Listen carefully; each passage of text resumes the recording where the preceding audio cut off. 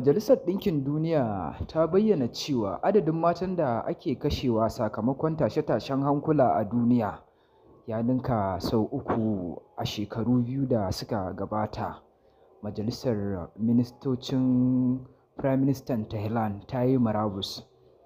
A Najeriya, gwamnonin Kano da Jigawa da Katsina na wani shiri don samar da hasken wutar lantarki ga jihohin guda uku.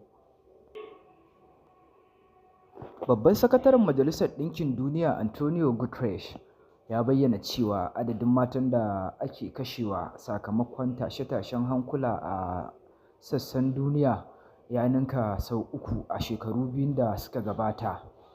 A wani jawabi da ya gudanar a Majalisar Ɗinkin Duniyar, ya bayyana cewa tashe-tashen hankulan da ake samu a ƙasashen Sudan da Siriya da yankin Falasɗinu da wasu ƙasashen nahiyar Afirka ya yi adadin da ba za a iya ƙididdige matan da aka kashe ba, inda ya buƙaci da a kiyaye haƙƙin mata da kuma sa su a cikin harkokin siyasa domin damawa da su a cikin al'amura na yau da kullum.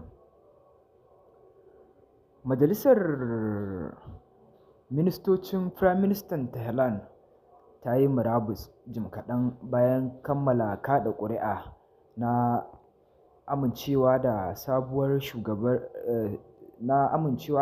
sabuwar Firaministan ƙasar.